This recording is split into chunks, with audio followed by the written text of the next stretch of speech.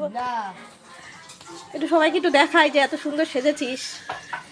দেখো লোভ সামলাতে পারলো না, ঠিক আছে, দিদি এসছে বলে এই যে দিদির গন্ধে গন্ধে এই যে চলে এসেছে, ঠিক আছে। হ্যাঁ বাবা। তো নমস্কার বন্ধুরা, আজ চলে এলাম একটি ডেইলি ব্লগের সাথে। তো তোমরা কি কেউ কিছু দেখে বুঝতে পারছো? আসলে আমার দিদি এসেছে, মানে আমার মাসির মেয়ে, অনেক দিন পর। তো সেই গন্ধে গন্ধে আর কি আমার বোন চলে এসেছে। যখন আমি আমার বোনকে ফোন করে বললাম, যে তখন 10:30 বাজে, যে বোন আয়, তখন বলছে না আমি যেতে পারবো না, একদম মানে মানা করে দিল। তা 12টা নাগাদ যখন আবার ওকে আমি ফোন করলাম, যে বোন আয় না রে, অনেক দিন পর দিদি এসছে, এক জায়গায় বসে একটু গল্প আড্ডা হবে, আয়। তো বলছে না আমি যেতে পারবো না, আমি রান্না বসিয়েছি। ও মা, কিছুক্ষণ পর দেখি সে হাজির। যাক, ভালোই হয়েছে। আর এইদিকে আমি এখন সমস্ত সবজি কাটছিলাম আর কি, যা যা রান্না হবে সেগুলো। তো মাকে বলছিলাম, মা দিদিকে দিয়ে মাংসটা করিও না। তো মা বলছে না, ও অনেক দিন পরে এসছে, ওকে দিয়ে কেন রান্না বান্না করাবি রে। তা দিদিও বলছে যে না, আমি অনেক দিন মাসির হাতে রান্না খাই না, আমি মাসির হাতের আজ রান্না খাবো। নিজে হাতে তো রান্না করি আর ভালোও লাগে না।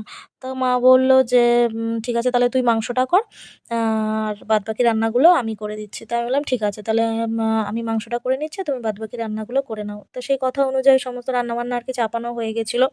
আর এইদিকে ঘরে বাচ্চা কাচ্চা থাকলে যা হয় আর কি, দেখো এই যে অবস্থা দেখো, যতবার মানে গোছাবো ততবার এই নোংরা করবে, সব বিছানাটাকে নোংরা করে রেখে দেবে। আর 3 মূর্তি এক জায়গায় হয়েছে, বুঝতেই তো পারছো। মানে আর কি কি বলবো, ঘর বাড়ি আর ঘর বাড়ি থাকবে না। আর এইদিকে আমার হাজবেন্ড চলে এসছে, তো ওকে খেতে দিয়েছি, যেহেতু আমরা একটু বেরোবো আর কি, সেই কারণে ওকে তাড়াতাড়ি খেতে দিয়ে দিলাম। তো তো আমি জিজ্ঞাসা করলাম যে রান্নাবান্না ভালো হয়েছে? তো বললো যে হ্যাঁ, খুব সুন্দর হয়েছে রান্নাবান্না। এদিকে রান্না হয়েছিল ভাত, ওইদিকে মানে আলু বেগুন মটরশুঁটি দিয়ে একটা ভাজা, তারপর চচ্চড়ি, চাটনি, এদিকে ধনেপাতা বাটা, আবার ওইদিকে মাছের আর কি ডিমের বড়া। তো সমস্ত খাওয়া দাওয়া সবাই কমপ্লিট করে নিয়েছি। তো করে নিয়ে এই যে আমি আবার বেরিয়ে গেছি, যেহেতু আমার একটু কাজ ছিল কাঁচরাপাড়ার দিকে। তো এই যে আসার পথে আবার রাস্তায় দেখলাম বেশ গোলাপ আর কি, গোলাপ বিক্রি হচ্ছে। তো আমি বললাম যে দেখো, এই দেখো কত সুন্দর গোলাপ বিক্রি হচ্ছে। তো ও আবার গাড়িটা দাঁড় করিয়ে নিয়ে আমার জন্য একটা গোলাপ দিল। তো যাই হোক, আমার তো বেশ ভালোই লাগলো, যেহেতু রোজ ডেতে রোজ পাইনি, আজ একটা রোজ পেলাম। তো সেটা একটা ছবি তুলে রেখেছিলাম। আর এই যে আসার পথে টুকটাক ছেলের জন্য কেনাকাটা ছিল, ছেলের বিস্কুটটা শেষ হয়ে গেছিলো।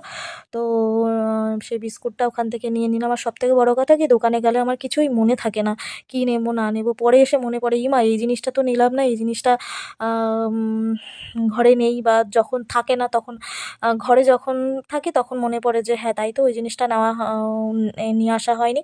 যাই হোক, এই যে বাড়ি চলে এসেছি, এখন এই যে চা খাচ্ছি সবাই মিলে, দিদি যেহেতু চলে যাবে। তো চলো, দেখা হচ্ছে আবার অন্য ভিডিওতে, টাটা।